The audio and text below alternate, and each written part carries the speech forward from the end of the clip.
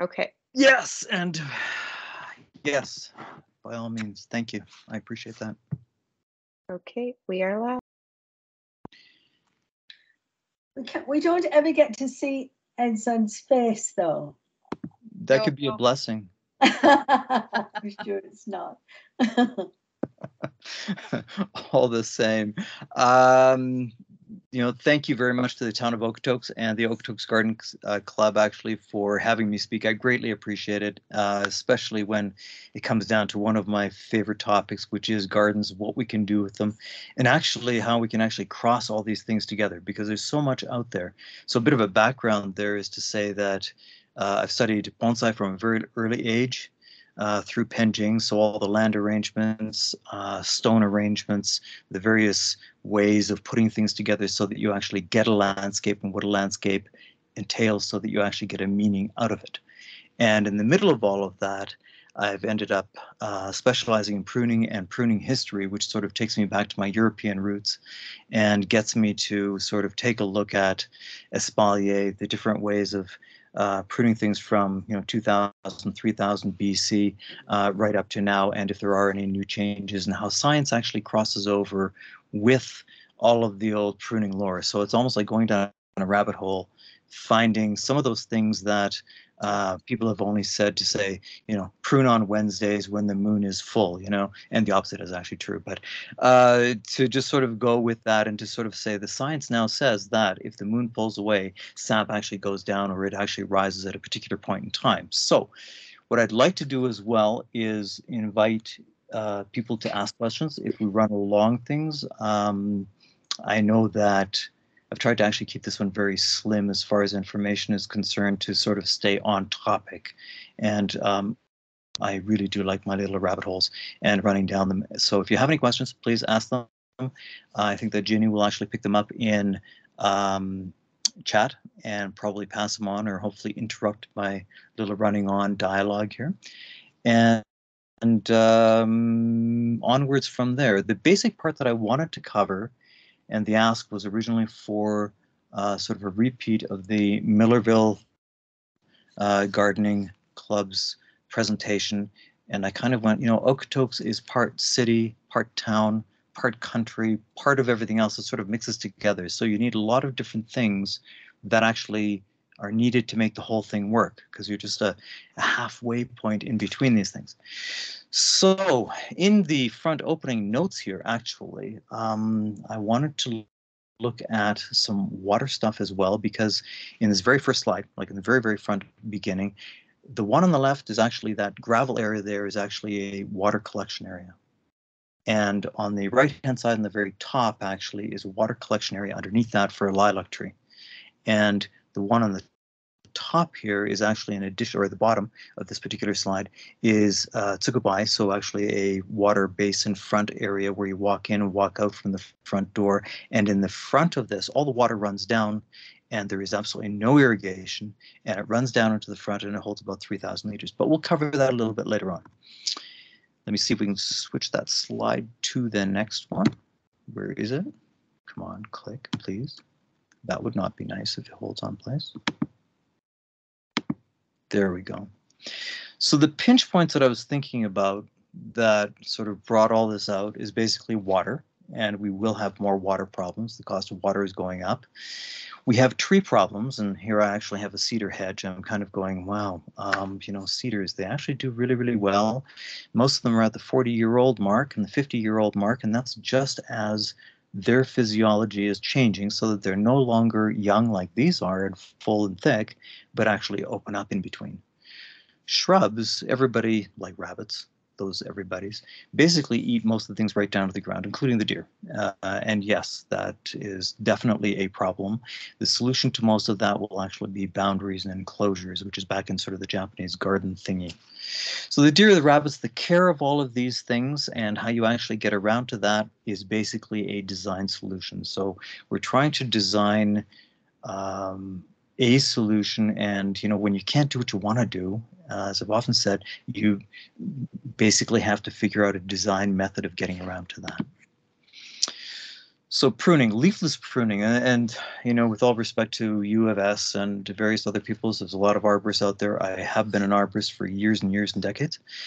Been very involved, and I have found through all the different cultures that leafless pruning is for causing excessive growth in weaker wooden trees. So what happens is your basic root system, when it goes to sleep, this is deciduous tree, when it goes to sleep and all the nutrients go back into the roots, we can call that 100%. At 100%, if you now pruned off 40%, 60%, or 20%, whatever magic number that you want, of all of those branches in the wintertime, then that 100% root system is going to grow, in theory, that growth that much more. And what happens is that you end up with very, very weak growth. Now, the nice thing is that Japan has 72 seasons, which sort of kicks me on to the other side of life that says, if in our climate everything is changing every 4 days, you should be able to walk out into your garden, take a look at your garden, and see that 4 days has passed, 4 days has passed, 4 days has passed. Most of the pruning books, most of the landscape books, most of the gardening books, and everything else that we have here are for warmer climates. And everybody goes, yeah, we can do all of this. But that 4 days actually is 16 days long. So therefore, their transplanting season is longer, their pruning season is longer, their bud trimming season is longer, their cutting leaves in half season is a lot longer for all of these different things. So, you know, here we need to watch every 3 to 4 days. We have a major change that actually comes out. Now, when you talk about, you know, the history of gardening and where it begins, where the crossover points are, is that 1450, the above is, you know, the Weinbaumotive im Grab des Chemwesen im Theben. And that's 1450, you know, before Christ. And basically we had espalier, grapes, we had pears, various other plants that were all espaliered at such an early time. Now, at the same time, the Chinese emperors were actually moving plants back and forth for their gardens and to actually have collections of trees. And bonsai techniques sort of evolved in and around that. Now, bonsai, though, is it's basically out of Africa. It's sort of a means of being able to keep something very, very small and to be able to take your medicinal plant with you. So almost every culture has this in one way or another. Now, all these photographs that are around this upper, you know, grapevine in Thebes is actually a garden in Calgary that a friend of mine had, and playing with grafting and sort of saying that one of the very, very first things that ends up as being a boundary, and we're talking about deer, and everybody says, yeah, deer are going to eat everything. Well, they do. But for one thing, they will not eat a black spruce unless they actually need to abort. So it's kind of a curiosity that if the winter is really, really tough, the black spruce actually has a chemical in it that will actually cause a deer to abort, therefore the mother will live on, and so on and so forth. So if you actually take espalier and take a spruce to espalier it, and once again, I think it was the Queen's printer, actually 1920, 1930, I think they stopped 1938 or 39. All of the different hedging materials, if you can find these pamphlets and the small booklets that were put out by the Queen's printer, had all of the 40-year trials for all of the different plants that we can actually find here. So Douglas fir, spruce, the different kinds of spruce, all the different hedging materials that you basically have, so on and so forth, of what you can really do with them. So spruce is just as easily, and you know, it can be a white spruce as well, but don't let it get away on you. At the same time as you could take one of the grafts and like the blue spruce that are the grafted like on a standard, so 3 feet, and you can actually train that into an espalier. It doesn't mean that it's going to get eaten as much as this apple tree here will. So you actually have a chance to actually do something. There's a reason for it. In turn, in Japan, they actually switched it around. And of course, you all know Siberia, and actually the 1 meter gardening comes out of Poland from the 8,000 years ago, somewhere in that neighborhood. So basically, you always tilt the bud that produces fruit to the sun. In Japan, there's so much sun, and you're always trying to actually get some shade and find some shade somewhere, and there's so much moisture that you actually turn the bud down. So it's actually growing underneath so that you can actually pick it up on the other side. So this is actually some of the pairs that they are actually doing in the comparing notes between what was being done just when Japan was being opened up. So it's kind of crossed over. Everybody is doing the same thing, but with different words, different techniques, different ways and systems, but both systems are actually separate. So, we were talking a little bit earlier about, we are on treaty lands, grateful for being able to speak on treaty lands. At the same time, as a small note on what is colonialization, is that when we say that a Japanese garden is a style of the European garden, you're actually colonializing that. So it's kind of a dangerous area to be able to look at it. So a simple way is to say that Europe is actually animal-based. So they actually cleared the land to provide fodder and food for animals, and the animals would provide the food for the humans. And therefore, the cedars of Lebanon were raised for exactly that reason, and the fear of nature was sort of instilled in us via the church and going all the way through that. In the East, we basically have the Shinto, we have forest culture that came from Tao and all of that sort of a background there, so that we actually have what is spirit and feelings. And I think it was Leroy Littlebear from a presentation about 2 weeks ago, even White Museum, who was actually noting that the metaphysical that we've actually, due to science, been conditioned to not accept that feelings are real, and that forest and the animals and the spirits and all these things actually have spirits because we can't measure them. They're not quantifiable, but yet we place a lot of trust in a hunch. And so consequently, landscaping and Western landscaping, European landscaping, and everything else almost goes back to that spirit and to the feelings. So you have European, you're looking at food production, you're looking at topiary for production. Irschberg, actually in Switzerland, actually will give you a trident-shaped apple tree. So there's a central leader and two outliers, which are the mother branches, and that is actually angled so that the branches and the triangle created is actually directly towards the sun, so the east, the south, and the west. And basically all of those things duplicate, but one is production and the other one is production plus art. So you actually have those feelings that you need to actually create in something to be able to get along with it. So talking about design, I was sort of running through media and everything else and noticing that a lot of people are saying, what do I do with this? What, this empty backyard, I have this and this and this. And basically you start out by going in elevation and actually fixing the things that you don't like. So if you can see your neighbor and you don't like to see your neighbor, then you would actually put a tree there. By putting a tree in that corner of what you control and controlling that view, that causes the bottom to actually change its shape, and you actually create a canopy, you actually create a humidity net, you actually create the reason for putting stone in so that it actually heats and provides heat units for the ground so that you can actually have the roots warmer and therefore can change this into its own 4, 4B, 5, 5A.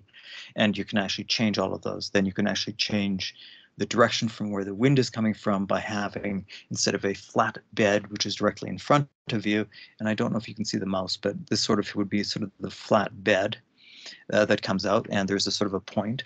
And if you have a peninsula that sticks out, so a stone in the front that gathers a lot of heat units and goes back in out of the wind, you have a different grow zone from an area that is in the wind.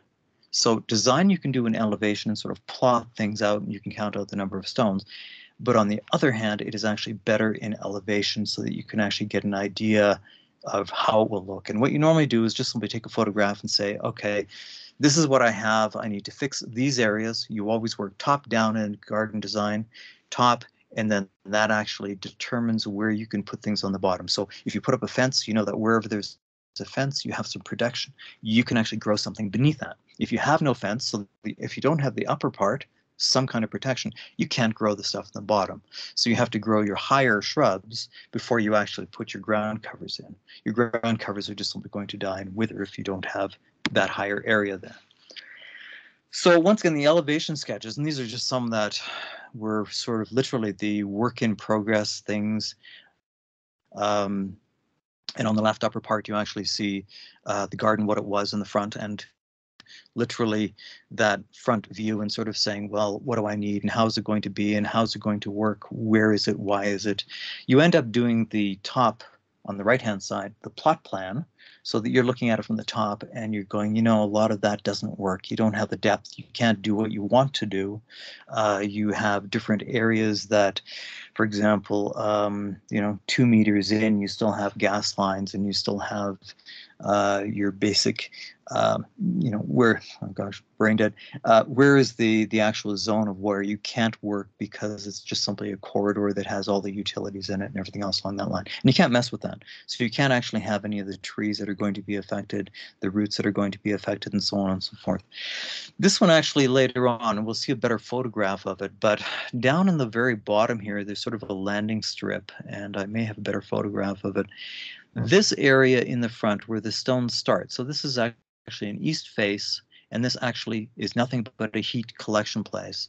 Britt, when he first asked for the garden, and this is, I think, the 4th garden that I built for him, he said, I don't want a Japanese garden.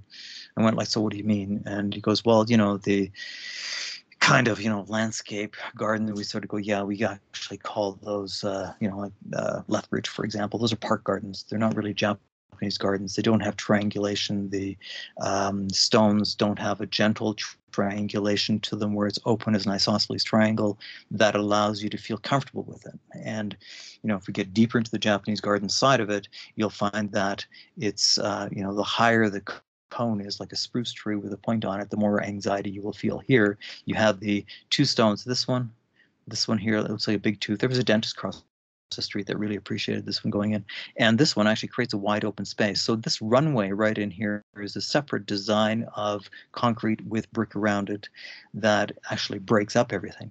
This entire area where the stone goes actually holds close to 5,000 liters of water. So we don't water this at all. And later on, I have a green photograph, and you'll see that I have too much water. Like, you really need to maintain it, and you really need to slog it back. And it'll probably be the last slide that I have on here. But back to the design part of it, once again, rabbit hole. Like, it just gets one big holistic circle of how you can work it. That here on the upper left-hand side, I was counting in the number of stones. I have an old mountain ash that was dying at that time. It's still dying now. I'm just going to leave it until it dies out completely, but I have other trees growing up around it with the maples and all those other things. There's Ohio buckeye down in here and so on and so forth. So try to use an elevation with a photograph, sketch on it, you know, wipe it off, do it again, wipe it off, do it again. Later on, you can say on the plot on the top elevation, you can say, where am I going to put it? And frankly, it's only the front face view that matters, because you can put the shrub, the tree, the whatever it is, you know, 3, 4, 5 feet, meters, whatever, in the foreground, so that it actually covers in more light and shade for you, than actually putting it onto the actual top-down plot plan that says, oh, it's way over there, and you're never going to see the whole thing or provide shade for the next 20 years. So you need to figure out the common things that make a lot of sense. Now, the Okotoks part of this whole thing was, when you have the city and the country, you have the man-made versus nature. And, you know, in the city, we actually really feel that we have to get out into the country. And when we live in the country, everything looks messy because it's just natural in nature. And so something which is cleaned up is going to be that area which basically is being a little bit more man-made, or, you know, brushed, cleaned, manicured in some form or another. Now, the definition, and one of the simplest ones, and there's actually about 10 points for a definition of a Japanese garden, but the best one that actually makes sense is a garden is a seamless dialogue between man and nature. So you have man on one side, nature on the other side. The space in between that, like a domino set, and you have 3 and 3 matches, and the other side of the domino has a 2 or a 1 or a 5 or what have you, and that has to match over in a domino set to the other side. So nature will be on one side, man on the other side, and how they actually blend with each other is that garden dialogue. Now, going back to what I was saying about the European idea that we have a French style, Italian style, a Japanese style, doesn't really work, because the Japanese garden by itself just simply says that garden is beauty. It is whatever is beautiful. then it is a symbol of thought or it represents something. And as you can see, basically the symbol of thought is a common thought. So it's a stone construction of a mountain or Fuji, or an idea. And for example, in this case, actually Mount Horai, it's Penglai.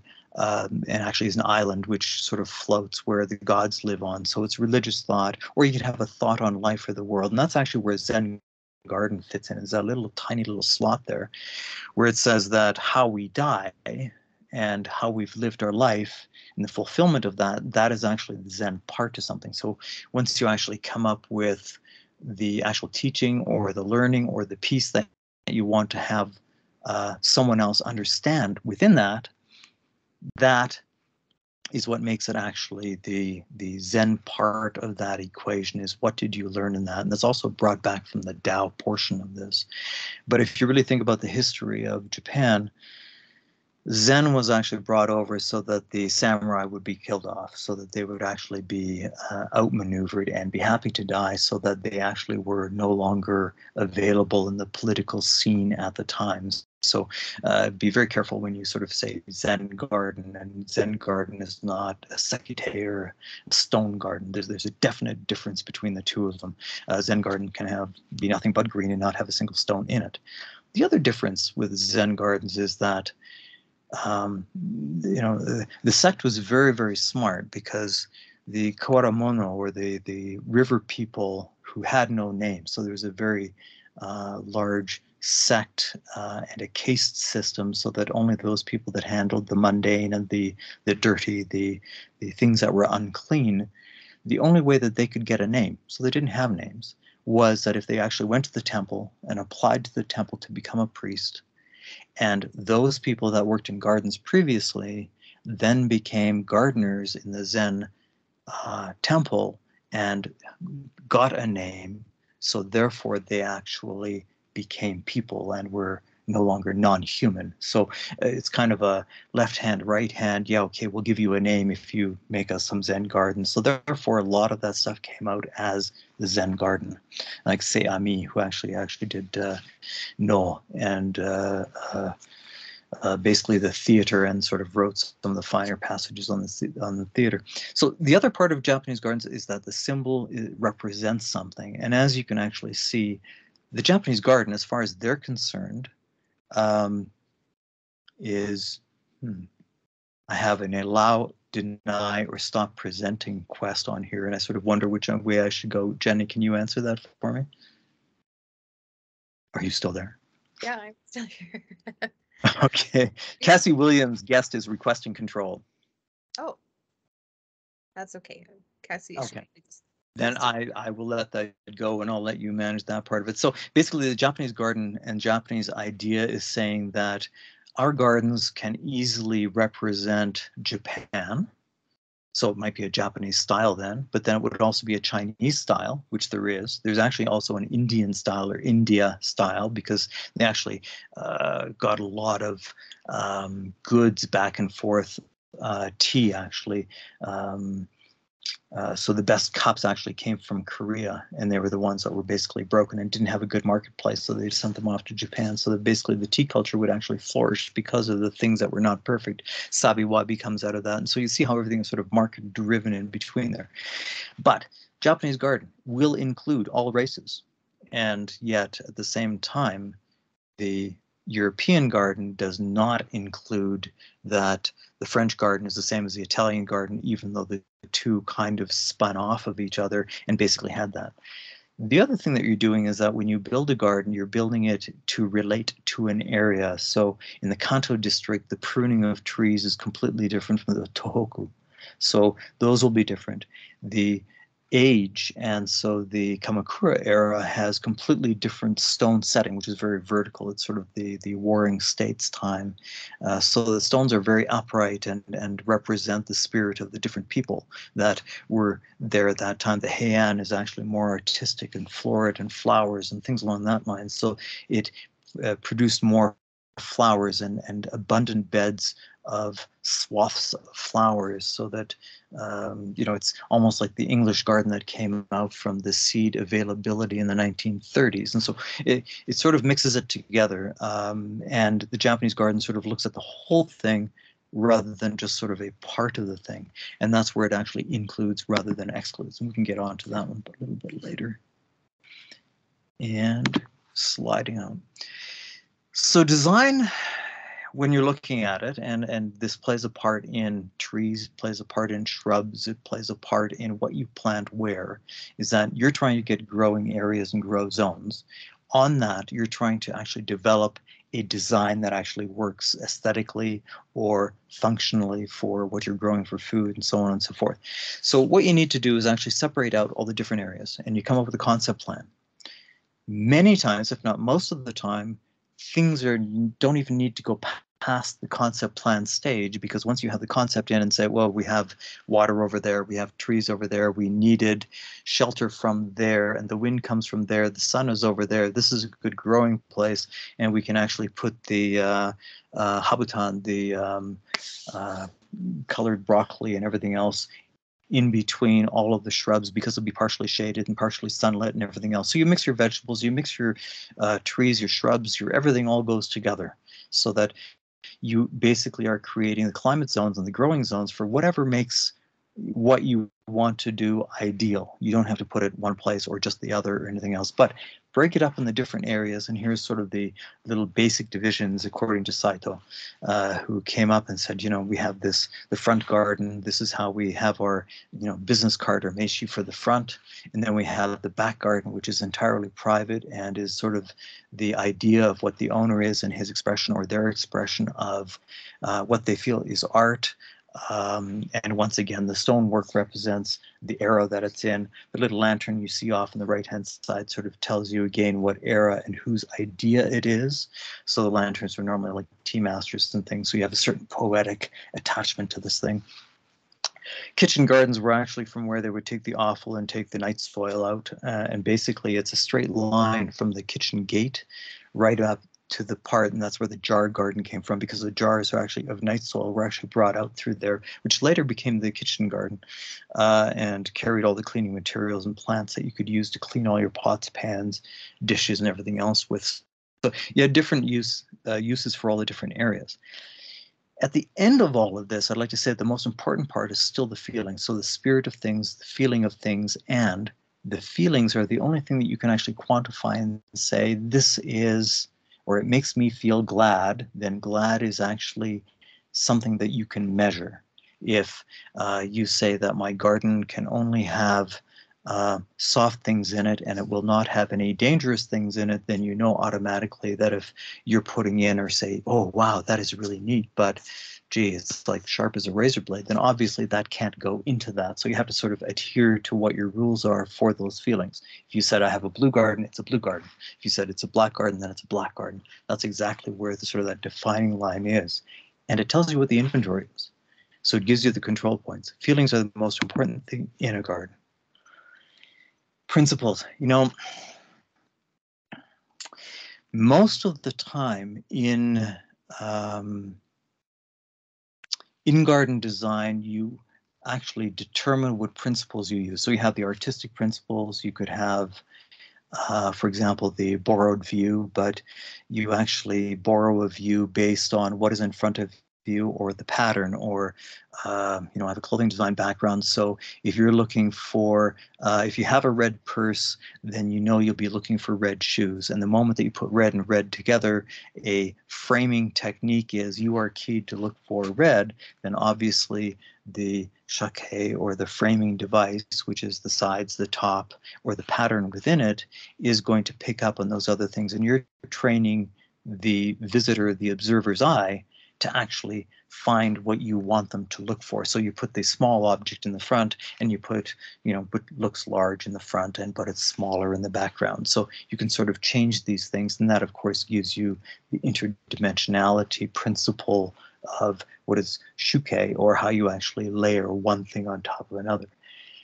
Basically though, it's all hardwired. So your brain, my brain, you know, somebody that grew up in Iceland or grew up in Africa or Antarctica, it doesn't matter where you are, is going to respond the same way. If you're a human being, then you will respond the same way to the principles. All you need to do is think about them. Keep that in mind, because the next part is actually that how the trees are pruned and what shape they are in is going to make you feel one particular way or another. And I think a slide actually that I couldn't find the best images for is actually that if you take a close-up of lines of a hornet's nest, that it will actually cause you a great amount of distress to actually see this, because you don't know what it is and the brain says, this is dangerous, you must avoid this. And you actually, the hairs on the back of your neck actually stand up when you see this up close, because you can't identify it and you don't know what's around the corner. So trees are the same thing. They create patterns, and here you go, wow, obviously that's windswept. Obviously that is somewhere it's raining. It's, you know, a very adverse condition. And do I want to be out there without a parka? No, not really. So how you prune it is going to make a very, very large difference of how you feel in these things. The first tree there in the outdoors is basically giving you the sense of feelings of it is very difficult. The next one is actually awe. And basically the tree shape, once you get into like these little pom-poms and what we basically call it as a niwaki, that means actually that you're in China.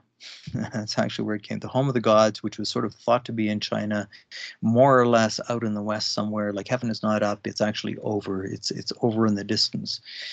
So basically, every time that you see this, or you want to actually do that in your yard, you're saying China, China, China, China, China. You're just sort of repeating that. If we get into the cultural side of it, where nobody knows and nobody cares, and then just kind of say, "Hey, you got a great pom-pom tree there. That's really doing wonders for you," that works. On the other hand, if you actually keep it a little bit more natural, then it actually turns into a very good method of managing your trees, because that foliage and that 100% root system that we were talking about before is always going to kind of stay the same, and they actually grow slower and slower and slower. And once they grow slower, they become more resilient and more sustainable, and they use less water. They become, actually, they change their physiology at about 20 to 40, 50 years to using less water, and you can actually take them right down to nothing. The less water you give them, the slower they grow. You're still healthy. But we've been sold, the marketplace, from the Japanese side and from the American side, that when you spruce it up, or when you actually don't have growth, you need to fertilize this thing, because, oh my gosh, if it's not growing, then it must be dying. And you're sort of going, well, back in bonsai, and back in actually niwaki, in these trees, especially the ones on the left, you want them to grow as slowly as you possibly can, because each of these trees represents a good day's work, if not 2 days' work, 2 times a year. So it's going to cost you like a lot to be able to keep all these things going. In between the slide and the point of it was actually that I want you to see the different shapes give you different feelings. And those feelings, and we have almost about 6 or 7 different main primary shapes, and that a pointy one is going to cause you anxiety. The one with a rounded top on that, the second one on the left-hand side down, gives you sort of a regal or an, you know, a kingly status that there is to it. The one lower to that, which is sort of round, is just a sort of a full shape, and you're starting to get back to the Mickey Mouse ears and the baby's eyes that we just can't help but respond to. So when you see the tamamono, the round shape, and the half rounds that actually go second from the bottom, and that little round thing, you actually always will respond that way. Your pupils will dilate. You have no choice in the matter. So when you put these little half potatoes all over the place, it's going to do nothing but make you happy. So, you know, you already know how you're going to prune your trees if you want to be happy. If you want to have a little bit of mystery in it, then you're going to cut shapes into it, as it sort of shows in the middle there. And that's what adds the mystery to that thing. The other part, when I get down to sort of deer enclosure, and of course I live out in the country, and I actually took a photograph, haven't processed it yet, of a Amur maple that is, it's almost dead, you know, but it's about 3 to 4 meters high, and it sat there, and I got to looking at it and looking at the pruning techniques and going back to, so what is everybody doing? We got the moose, we got the elk, we got the deer, got everybody pulling through there. The tree is actually still alive because they're pruning it or eating it in the wintertime, it grows like crazy every spring. So the root system's good, but basically it's getting weaker and weaker and weaker because it's producing more sugar. So imagine for a moment that, the mating season has passed, the ungulates are about to actually have and drop their kids, and so therefore they need more sugar. So what they do is they go around to the willows and all the other trees, and they basically need to eat and produce sugar so that they can actually have, great fawns. That's the best way that it works. So if you go out and prune your trees in the wintertime, then basically you're just creating deer food. That's as easy as that goes. There's just no other way of really putting it. You're just doing what they do for themselves, is to walk around and make all of the stuff grow extra fast so that they have the sugars on it. So if you want to, then prune in the summertime, prune in the fall, and slow that growth right down, and they actually start ignoring that particular tree. And it's been, I think, 11 years now that tree has been standing there, and it is still alive, and it's still relatively respectable. If I were to prune it again and to force growth in the summertime to be able to turn it into something, my idea into something, rather than just letting it be a tree, it could be something that people would say, nice tree. So point of that is that if you want deer to stay away, don't prune in the winter. Prune in the summertime, late spring, summertime, or in the autumn, so that you actually slow the growth down as slowly as you possibly can. Keep it healthy. There's never any doubt about keeping a tree healthy, but make sure that it is actually at the slowest point, and they will actually stay and go to something else, the next door neighbor who actually gets their stuff pruned in the wintertime. So here in closure and the enclosure, and what you've actually got is that the inside corners actually make you feel good. Okay, that's always there. We have an inside and we have an outside. And the idea of enclosure is to say that, oh, look, I have this space. It is very large. I don't know what to do with it. Well, in that case, make it smaller, divide it up into something else, put a small hedge in, put in a plant that is something. And going back to the very beginning of the presentation, saying, here's this apple tree that's been exfoliated. Well, you can do the same thing with the cotoneaster. You don't definitely need a hedge, but you can do the same thing with that. You can actually use a lilac. You can actually use a spruce. You can actually use any one of the natives, because most of the animals are staying away from the natives. It's quite easy to sort of adapt. And the way in which you actually do it is say, I need a barrier. And you can go, okay, fence, don't want that, too solid. In Japan, actually, fences are actually transparent. You see through them. They actually keep the growth on the very top of the hedge and not through the insides and through the bottom. So essentially, that is transparent. So you could easily have a cotoneaster hedge, which then is actually, thinner on the tops and doesn't really provide enough food. Like, they're going to actually go somewhere else. Deer, rabbits, and everything else will go somewhere else. They're not going to bother with it. There's just not enough there to eat. So in that consideration, you need the enclosure, you need an inside, and you need to create your own inside space, looking from inside your house to the outside. And at the same time, for example, if you have water that's running away from you, then you will feel a sense of loss. If you have water running towards you, then you actually have this sense of abundance and of plenty. So, the runoff of things is that you want to keep the water on the property, using enclosure to actually do that. And that can be shrubs, stone, pavers. It could be any means. You can actually take the animal wallows, and this is sort of where it goes back to North America, that the buffalo wallows and the buffalo, what they did is they tilled the earth, tilled the soil, and basically created areas where they rolled and compacted the clay. Where the clay was compacted, all the detritus would go on top of that, and you would end up with soil. The soil would then turn into a place where trees could grow because the water was actually sequestered right there. And so that is the base point in any design, that you want to have that animal wallow first, tamp that area, get the water to actually stay there a bit, and then make sure that it's not too much and plant above that. The other part is that once you do that, you actually get your roof covering so that you actually get something that turns into an intimate space. Once again, I just want to point out that the difference in the clearing of land, how it's been there, dominates nature. On the other hand, the wildness of those animals in North America actually creates the wallows. So you're actually creating food, you're creating an oasis from the land itself, and inside, outside, decide where that place actually is. And on the right-hand side, Ashihara was actually working on intimate space, and I have a graph for you here, which is where we're going with all this is, so you have a deck. Well, if it's a very large deck, you can have X amount of people on it. If you wanted to enclose it for 5 people, then you take the average height of what they are. Let's say they're 6 feet, so that would actually be 6, and the width would be times 0.75, and that actually would be intimate space. So if you can reach your arm up, then basically that space to the sides is 0.75, and that is your intimate space. You can fit 2 people into that. If you want 3 people in that, then now you need to actually add that second person, their height and their extra arm width on the one side or on the other side. So in each case it works out. What Ashihara did is he actually measured the spaces in both Baroque, Renaissance, medieval cities, and compared the Italian townscape to the actual tea and tea garden, what people were doing to make it feel intimate, how much green there was, what the trees were pruned like, and where the branches arched over, and why they were brought lower, why they were at an angle, what the angle did to your brain, and how that actually worked in the Italian palazzo, for example, and onwards from there. So basically a 1 to 0.75 of your height is what the width is, and that's your intimate space. Pathways will make a difference for that as well.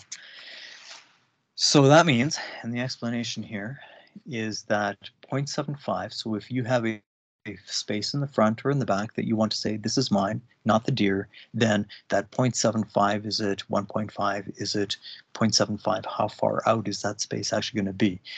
Basically, it's your comfort zone, but if you had to put a mathematical to it, then you would actually look at that. The next part is that when you feel a place, so the walkway is not normally directly straight up the front. It's actually obliquely off to the side, but you have a transitional 3 layers that you actually say there's an outside, there's the public area, that's sort of the ocean to the mountain journey. That's what that Japanese garden, top left-hand side, there is house is the mountain, ocean is out in the front. And the constriction at the front where the hedge and the stone is pointing at each other is kisei, and it actually causes a stress tension point. And you have to think about whether or not you're eligible to walk past that point. And then you meander up this path and come to another pinch point between the lantern and the actual hedge shape. So that's actually right in here and here. And then you have another one right here before you actually get to the doorway. So you have all of those different areas that you're actually walking into. And each of these can easily have a little bamboo screen for the winter. It can have almost anything that you wanted. The other thing is that deer will not jump over something that is a fence that is 3 feet high, and then a space in between it of 4 or 5 feet, and then inside that is a higher one, or a higher one and then a lower one. They don't have that good a depth perception. So the moment that you have the 2 different layers and 3 different layers of coming in benefits for how you actually design for deer. And deer can eat everything anyways, if they have a chance. But now the idea is to make sure that they actually have to go into these barriers where they're not going to feel comfortable. The bottom area actually is also just something that the sound of water is going to attract them. So keep the water in the back, where you can actually put a fence up that's 6 feet and or something else that's a little bit on the higher side. On the right-hand side is actually one that we had built in sort of southwest Calgary. And it's sort of I think we just finished that. There's still plants on the stone and things along that line. But the pattern itself moves towards the outside so that the person on the inside feels that the fence side is the outside, and that where they're standing on the stoop is actually the inside. And so they always feel that the movement is sort of out and away, and that there's a barrier, and that's over there, and that's somebody else's place, or not my place, and all of this in between this, from the fence to there, is ours, and it's mine. The pinch points are, of course, right here. The pattern that is from here to here, here to here, this little square, that actually, if you take that out, the walkway won't work as well as it did before. This point and this point, that ends up being the cutoff from another block. Actually, this block here ended up over there. So it creates a line that draws the eye all the way over here and creates a stopping point. You have this one here that creates a stopping point there. So you get 1, 2, 3, and here you actually have 4. So this one almost looks like a gate and works, the one right by the fence and the small lantern works as almost a gate post in between that. The 3 entry points, this is actually on the work, is actually Yuhei Kamiyama. And his work actually is exceptional. He's killed a gardener, and his first line is to say that this point points right out to here. Oops, come back here. So this points to here and provides the interest so that you will actually notice this corner here, and that ties into this small piece over here is 1, 2, 3, and then he takes the upper part and creates a space for you here that your head is also going to feel a little bit constricted, and you almost dodge a little bit to the right hand side and go up, but you understand it and your mind understands that it is private. On the other hand is actually the Pyotoin lantern on the top of this. Once again, the automatic sliding doors. But you have, at the very top, you have the basin, which is the lighter beige stone. And then you have the gray stone on the other side that actually says, this is a barrier. You have the stone that's on the other, or not stone, but the tree that's over here that is a Niwaki tree. And it actually says, oh, just man. That's as far as you sort of see it. You don't really see it as a distant anything, but just sort of a, okay, we'll ignore it. In the front of this, you have the bamboo, and then you have the other side. So this right here, what you first see, if there was a shrub right here, it might make more sense to close it off, but it won't be as inviting. And then the step itself, he actually encloses it here. And as the gardener doing a very good job down here at the very bottom, he actually closes it with the stairs again. So he has 1, 2, 3, 4 potential places he can actually maintain this in many different directions so that he can actually keep people moving the way that he wants them.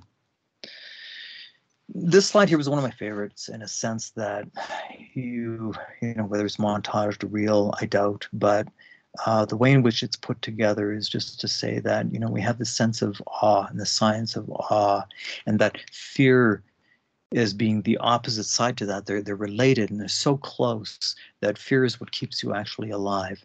And so if you have too much of something, as in continual awe, that continually pruned or high pruned tree, or too much of the wow factor, you're not going to ever really relax in there. So you actually have to get a different sort of a sense of it. And what happens is that the trees are then, and of course, most stones aren't randomly placed. They actually relate to each other in a conversation or in some kind of a dynamic form. So one will chase another, or one will be leaning towards the other, or be the basic, you know, you are the, you know, top head man, so therefore we all lean in and close those. Portland Garden is one of those that has that. Trees themselves lean in one direction or another. They're rarely very straight. And kisei, or chi energy, or ki is sort of the pressure that moves things. The tree in the top left is basically the spruce. That causes anxiety. Once you have the canopy, or the spreading out of branches, and the movement that goes in one direction or another, that is going to allow you to guide who you want to go where and how. Now, on the right-hand side, you end up with the 3 trees together, A, B, and C. So you have the central, sort of the parent tree, and then you have sort of the child trees to the side of that. And they become a unit in your subconscious because the bottom of those angles of the trunks actually connect in the ground. And the moment that you go to screen number 2 and you say that A, B, and C are separated and they no longer join, and the angles no longer join, you've now created a dissonance, or a 2 groups. B is no longer connected to A and C. We now have 2 distinct family groups in that sense.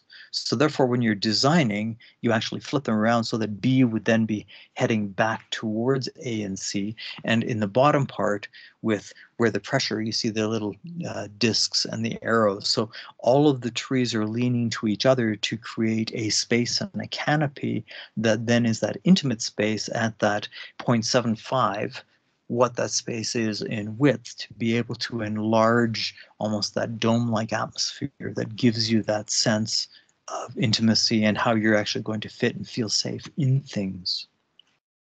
So these directions count. because of this. So you have this one on this side and this one on the left side, and that will actually bring it together.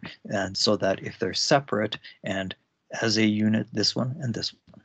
Moving on to this one. This is so simple that it's got like 0 wow factor. But back to the Zen of gardens and saying that almost all gardens have a reason for being or a storyline that is there. And if you have no storyline, then it turns into a cacophony of just simply symbols, added things together. And, you know, the eclectic garden is a wonderful thing to see. It really, really is. If eclecticism relaxes you, then that's great. If, on the other hand, you feel that you need a little bit more of the man-made element to it, this as a family crest, as it says in the bottom title there, will actually sort of give you a sense of what is home and what it represents to you. So the question is, what represents something to you? What is it that brings it home? Or what is it that your storyline says? Or is it, you know, the ocean or the mountain? Or is it that place in between, the Satoyama? Or, you know, one of those things. Give it a storyline and then follow through on it.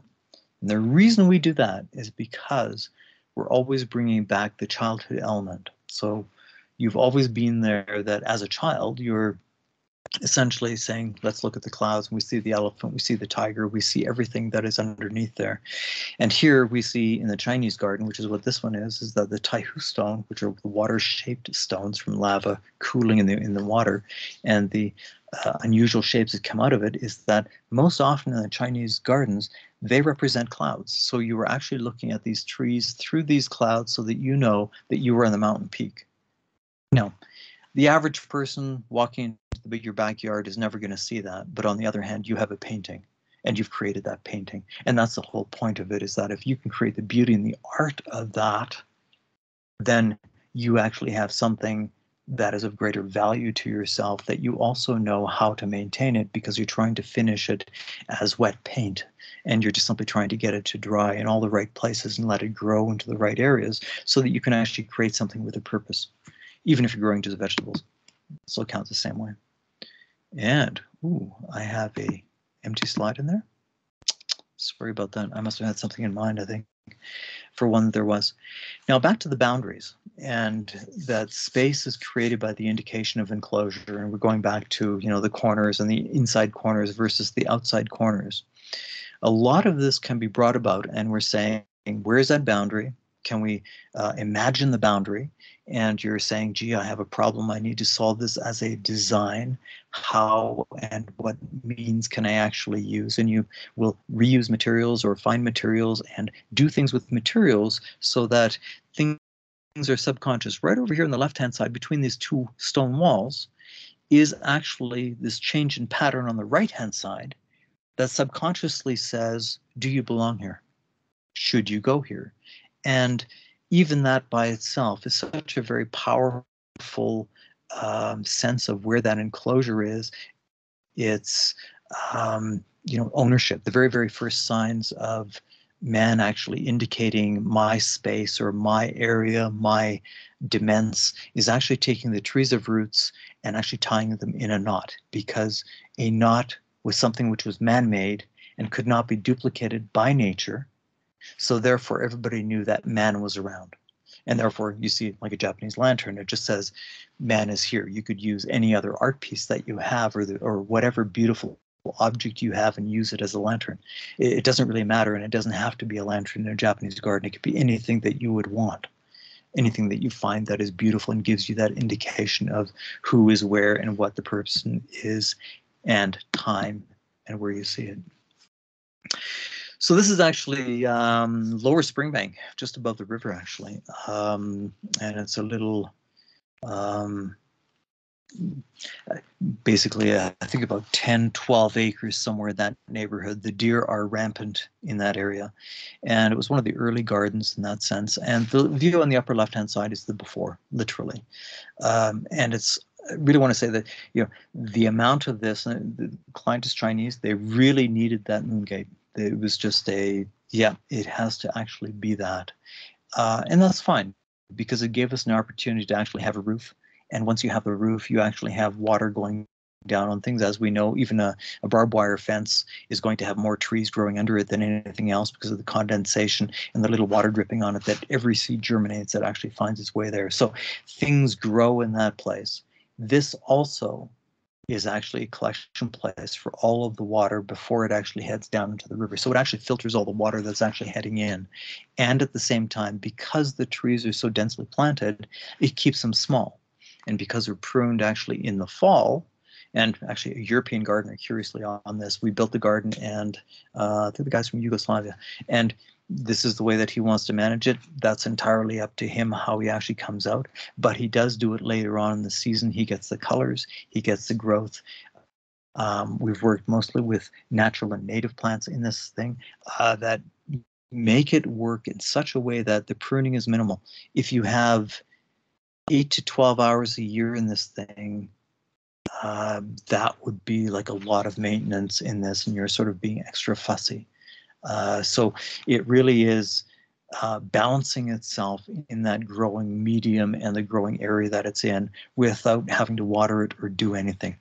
You have to clean the weeds out of the gravel. That's about the only thing that it really does. You know, gravel is a pain for that. Back to the feelings, and wanted to say that once again, you have that, you know, blue garden, black garden. You have the feeling that is created in the gardens. You have to take that entire sense of what it is. And here this is right at the doorway to the owners. And they have a dog, so they added a small fence on this. But basically we had the small little, you know, onions growing in the front of it. And that's how it was for years. And finally sort of saying, look, can we do something different with that? Like, yes, I maintain this and so on, but really this has got to change. Can we do something? And they said, yeah, we need something that sort of gives us a sense of whimsy and sort of a sense of, oh, that's unusual. So these white pine had actually come up, and they're completely contorted. That's the way they grow.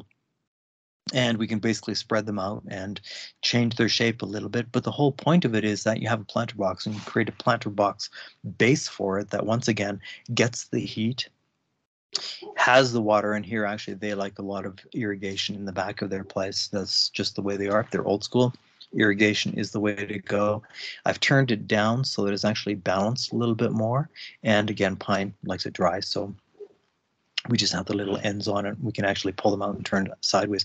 But the point is, make it as attractive and as beautiful as you can by envisioning what would make this work, and what would actually is the enclosure, and what is the keyword for it, so that everything is uplifting, or everything is calming or soothing or invigorating, or you know, that sharp edginess. What would you like to have there? This actually is the before picture to actually Simmons Place. And this is actually down Malibu Road, and it turns completely blazing red now in the wintertime because every tree was chosen for turning red. And this is actually the beginning and saying, here's before. This is after. And, you know, I prune quite vigorously, and this is the maples. There's actually the Ohio Buckeye on this. And like I said, it actually contains about 4,000 liters of water before anything rolls out of it. The under part of it was tamped, and we actually placed soil, gravel on top of it. It is literally a woodland, and it is now actually balanced itself so that, you know, actually if it rains too much, I still need to prune a little bit heavier, but it's growing in nice and solid so that I can do less and less and less. The pruning is shifted entirely into late summer and early fall, and therefore, you know, whatever deer and other things are in the city, they're leaving it alone. The first 2 or 3 years, I think we lost actually 2 maples that we didn't wrap up in the bottom. We probably should have, to rabbits. And there was actually 1 tree on the inside that they put all the snow on it and didn't go in and compact it. So actually, if you have a pile of snow, you need to break into it to collapse it so that the mice and everybody can't get into it. So there's a small little sort of a tip there that walk through your orchards or walk through your garden, make sure that between and around all the trees, you've actually squeezed it down. This is the upper part, and we done the front, and then we ran into the stone and sort of the water basin. And because he likes to sit out front, we actually ended up saying, you know, what works? And again, it was the envisioning part of saying it needs to be calm, it needs to be cool, it needs to be soothing, He needs to bring birds in. And he needs to be able to sit out there and read his newspaper or have his cup of coffee or whatever the case may be. To do that and achieve that, using the words calm meant that it had to have fairly parallel lines. It had to have low, flat stones. It could have a vertical, but it wasn't the vertical so much as saying, here's an object of beauty. We don't even need a lantern, really. Just that one stone there, that's about 3 tons, 3.5 tons, and actually an old tree branch. It's a willow branch that goes up, and so that the copper rain chain actually, the water pumps it from the reservoir in the bottom and actually funnels it all the way through the top, and the water comes down again, and the birds just come in and out, in and out, in and out. And you know, it's completely blocked off from the front. It's a completely different garden. So it's actually the front part that is the enclosure, the width designed for basically 8 to 9 people that actually get out of the cars and visit him for dinner at any given time. When he says goodbye, he's got 7 people, so a little bit of extra space. And at the same time in the front, he needs enough space so that they can all go outside at the same time and then choose whichever way they want to go, down the driveway, down the right-hand side, the woodland path, or to walk over those stones that are actually on end that sort of create that sense of calmness. This is the front door view, and literally you can see, you know, the left and right, and at the same time you don't have that much of a sense of what the out front is and the street that actually is busy there. So the layers in between that, most animals and other things don't get up into the upper part here. They always stay down in the lower part. That's where the snow is, and that's where it's actually out of the wind. And actually this place grows azaleas. It's a zone 5A. It's actually very, very warm, with a wayfaring tree right in here, blueberries and all that kind of other stuff. Honeyberry right in here, which is actually the first thing out in the spring, and here is not yet pruned. Water is slowed down, so it's just sort of a trickle in the end. And this is the after of the whole thing. And as I said, this is sort of the landing strip, free form sort of a design. It's in concrete and then brushed off, but the brick around it is sort of as a sense of water. And this is waterfalls coming down from the top and sort of evoking things to say, calm water. You know, how many people can we fit in? 2 people, 3 people on the left-hand side, 5 out in the front. We can sort of squeeze in there and yet escape in different directions. And that's the Ohio buckeye and the Amur maples and everything else in there. So essentially, the small pieces of man-made, like the stone, small little pins that actually hold all of the stairs in place, are on either side on the bottom one, so that that little bit of man-madeness, people are actually directed towards it. This garden here is based on Kisei, and he's, like I said, he didn't want a Japanese garden. He just wanted a garden that was pleasant, nice, enjoyable. People would like to come in, feel welcome, feel as though it's special. And I think actually one of the notes was an email one morning saying that I went outside and actually there were bunch of little girls that were actually playing outside, and they were sort of the dragons and you know, the knightly and princely pursuits and all those other things, and they were just sort of playing all around the water and everything else. And you had to say that, you know, to hear you say that, to have you actually write that to me and send me a photograph of that, really means a lot, because you were successful in having that peace and tranquility that actually you were looking for. So there is no point in this garden, except for one, where anything points at something else. So when something points, it is actually pointing at an area where it gives way to something else. So it's key energy and pushing. There's always a giving away to it. There's never 2 things that actually oppose each other to cause any kind of a constriction. So again, the principle of that, and then saying everything must conform to this, and then the pruning needs to conform to this. Everything else needs to work for a sense of softness, because that is what was required for it. And that's it. That's basically us. That's me. That's what we do. And I think we've run actually an hour and 13, and I, you know, thank you very much for that hour and 13 and for listening for that long. Thank you. Any questions? See what I can answer. Everyone is just in sheer awe. Those yards were incredible, and I had no idea this type of detailed design existed, especially here. Yeah. those gardens were incredible. So thank you so much for sharing this evening. That was amazing. And yeah, we don't have any questions at this point. I don't know if Sue, if you had any to add. I do actually. I'm sat in the dark here. I should turn the light on. I was so engrossed in what I was listening to. I'm fascinated by the idea of looking at space in your garden in such a different way and thinking about enclosing space within your garden. And we did try in our garden to create sort of an area that had a courtyard feel, which is a similar kind of thing, for the same kind of reasons you were talking about. It feels cozy and inviting, and we didn't just want a big, huge space. But if you were going to try and do this, and you wanted to do it in a little way, what would be the easiest way that you could embark on doing something like this?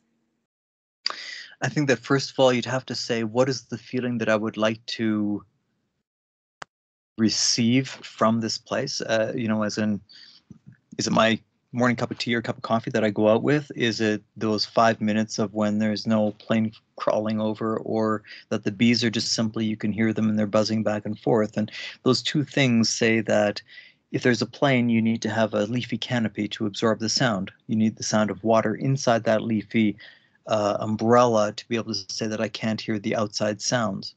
If you want to have a bee coming through and to hear that sound of that little zzz multiplying inside there, then you need to have a certain set of flowers. So now you know that you have canopy, water, flowers, food, and whatever will actually contain that would be, where do you want that space to be? And is it for you? Is it for 3 people, for 2 people? Is it for you and a dog? Yeah.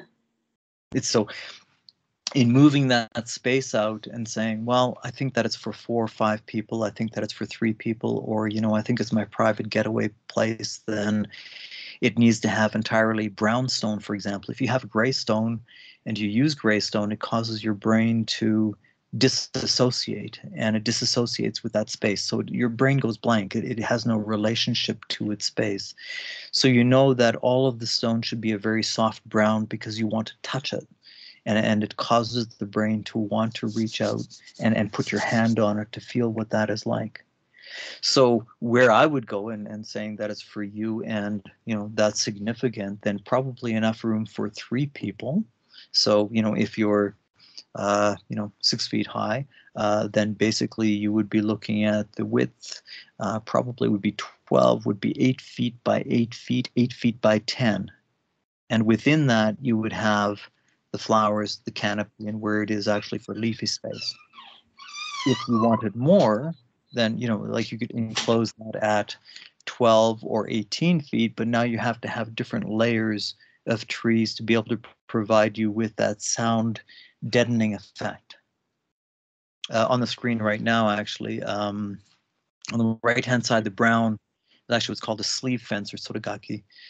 And basically, when you don't want to see around a corner, and so if you were to be in the space, say where your stairs are, and you want to sit by your stairs or have a table close to it, then you would end up going around the small little dressing screen, and that would be part of that enclosure that is there. And you could put it up or take it down. If you want more people, take down that enclosure, fold it up, put it off to the side, or put it out, which is normally the use for it. But again, if you write out and sort of say, I need a space for these 5 things, and the sense and the feeling of it is X, then all of the subjects or all of the plants that you choose for it will fit. For example, cedar will be very nice aromatic, and it is actually used for cleansing and things along that line. Whereas on the other hand, a spruce often has mosquitoes in it. So therefore you would separate the two and say, okay, there can be no pointy spruce in this, so no blue spruce, but you could have cedar, you could have some juniper, but there are mosquitoes in some juniper. So working on that, again, winters are cold, so 60 to 70% of it should be evergreen, so that you feel the warmth when you go outside. Whereas if everything is completely deciduous, then you actually have a sense of loneliness, aloneness, and bleakness, and winter becomes very long and very consuming. Whereas some actually lodgepole pine actually turn yellow. And so when it's really cold, they actually change from the green, go to the yellow, and they turn back to the green again. Then they become very vibrant green when it's actually wet outside. So all of these different evergreens are doing different things through the different season, back to that 4 days and how long is your season, so that you can actually notice these things. And that's the beauty that you find in each of those places. Or you could even send me a photograph and you could say, this is what I have, and what I'm trying to get is the feeling of X. What's missing? And you can go, well, if it's not triangulated the right way, then it's not going to work. If it's not, too much vertical with not enough width on it, then it doesn't feel calming. So you need to spread it out somewhere, having 2 points that subconsciously are spread out. I don't know if that makes any sense. Yeah, thank you. Yeah, I think I realized in planning a garden in this house for the first time that I was trying to create feelings. I don't think I would have said it that way, but I knew how I wanted to feel if I was in those spaces, and how I wanted other people to feel as they entered them and stayed within them. And some of it I've managed to do and some of it I haven't. So I'm going to have to think about that a great deal. But Ginny, I think that the house you showed with the front yard there, particularly, the view from the owner being at the front of his door and looking down into the garden, and somebody on the street looking up. It was just magical. You wouldn't know it was the same garden. You wouldn't know it was the same house. It's just really, I'm struck by how clever that is. It is a complete forest, and actually it uses the old mountain ash, which is in the front there, and actually has returned. So the other trees are actually lending it energy through the sugars and the mycorrhizae. Actually, it's working the system of how trees work. Creating the forest has actually extended the life of this tree probably another 15 years beyond what it was. I mean, I can see why small children would have been playing games, because they have found themselves in a magical forest. And it's not a regular front yard. So then their imagination takes off. That is just wonderful. I find that's the beauty of landscape for me. That's the highest accolade, I think, that somebody's actually enjoying it so much that they lose themselves in it. It's a beautiful thing. Absolutely. Yes. A question from Dan. He asks if you have any links that we can use for further study, or books or videos to try and do this. Ooh, on trees, actually depends on the media system. There is actually there's a bonsai group, so Bonsai Calgary, actually, where we discuss bonsai, and there is actually some of the tree work that's done. A lot of it is NAJGA, N-A-J-G-A, the North American Japanese Garden Association. And I should have put up actually a page of links. You're right. My error. I apologize for that. In turn, Facebook has the European Association, where I actually tend to post a lot. There is the Fuzei page, F-U-Z-E-I page, where I try to find the best of the best to sort of put up in trees and landscapes, and mostly what other people do rather than what I've done myself here. Where can I send a link? And can I perhaps put that through to you, Ginny, or Sue? Could I send to me? Yes, absolutely. Okay, I'll chat to the garden club, Dan included. Okay, and I'll give that some thought on some of the best links, and then actually ways of being able to figure it out. And some books, actually, there is quite a bit available. I mean, I sort of look at the building I'm in, and actually it tilts on one side because I have so many books. But it's a nice thing. It is indeed. So Dan, thank you for the question on that. I greatly appreciate it. I'll get some links to you and get some stuff to you there. In terms of plants, I wanted to mention as well that there are actually native rhododendrons. There are actually a lot of natives that work. For example, the best juniper, by the way, is probably the buffalo juniper. The other ones have, when you're maintaining small toxic toxins that are actually going into your hands, so you need to wear gloves on it. So if you look around for the softer plants, you'll actually find sort of a better array of material that works with what you have and what will give you a spring feeling, a verdant feeling, a rich feeling, a sparse feeling, things along that line. The Acerginella, for example, is a weedy tree, but the Tartarian maple is actually not a weedy tree and actually grows nice strong growth to it. And that is not the red wings or hot wings and various things along that line. Those tend to be rather coarse in growth. So even as sort of Japanese gardeners, we're not looking actually so much at the species of things, like they don't need Japanese names. Also the fact that 70% of the plants that we use in the industry right now have gone from China through Japan to actually get to the UK to actually get back to us, and and brought into the States and so on and so forth. But basically, we are looking for the amount of light, reflection, and refraction, and how much our eyes actually pinpoint or actually open up. So, if you look at a dark scene, your eyes will dilate and become richer and more open, and it's like looking at dogs, puppies, children, and everything else, people that you love, that you suddenly have this sort of endorphins that are released. And actually on that would be forestmedicine.com. I'll get you the link for it, but actually the scientific papers of the cancer reducing sides to what is released in your saliva and in your body because you're looking and living in these gardens is actually almost anti-cancer, anti-etc. That's where that sort of, it's been around for like a dozen years and more. The forest bathing comes from and why it's actually there. But this is actually where they've actually measured what happens with your body and what chemicals are released. It's really quite fascinating to me, anyways. Oh, that is fascinating. That's cool. Any other questions? None in the chat. Okay. They can always ask them later on, and probably ask them on whether it's the Okotoks Club page or send them through to Sue or send them through to you. Is there anything that we can help the town out with all of this, as in, the different species to plant and things along that line, diversity, and how we can actually do a lot of that? Let us know.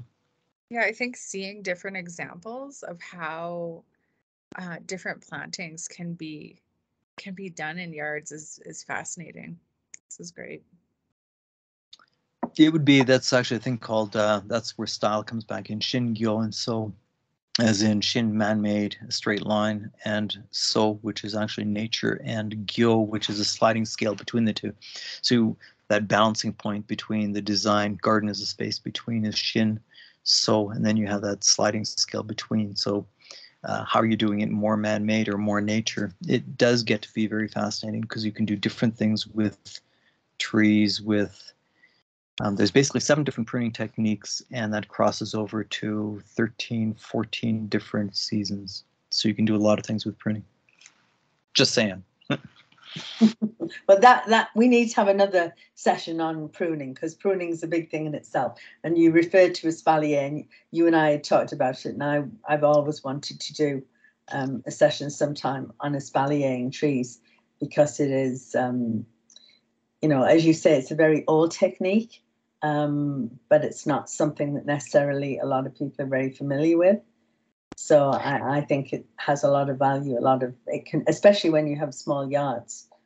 It's an amazing value in a sense that you can produce fruit. You can create 3 years of growth in 1 year and produce, food and fruit so much faster than what you normally do. It's amazing what actually trees and plants are capable of when you play with them the right way. Yeah, you and I shall have to talk about that further sometime. And it's definitely something I've got in mind for next year, because when the garden club starts up again after summertime. Sure, let's see if we can get some examples. We'll see what we can do.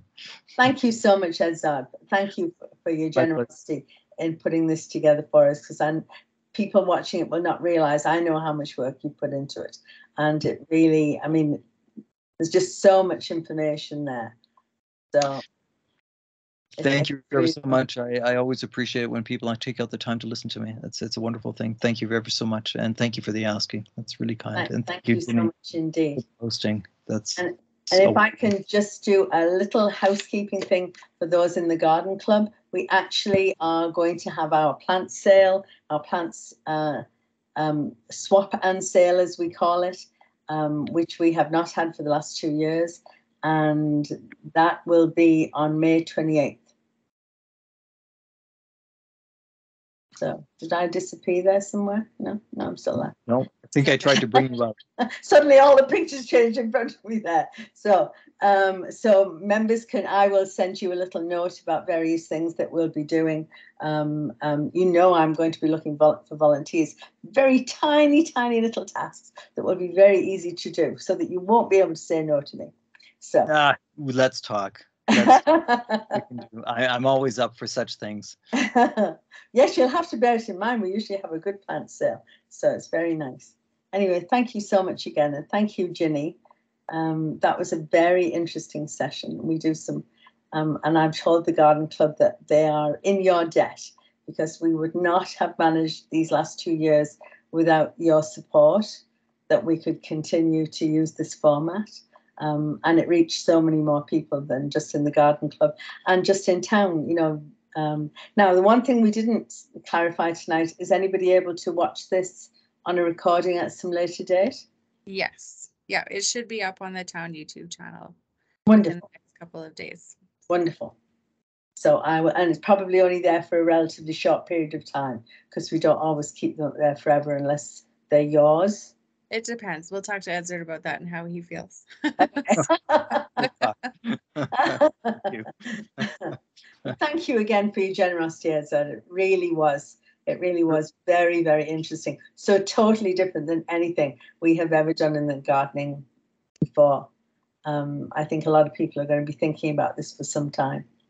Well, I'm glad that it offered something, and thank you for listening. And, if people do have questions on the design of things, it's just simply an email away or a question somewhere else where, paths can intersect. So, ask and you receive, right? It's just one of those simple things. So thank you. Thank you. That's very generous.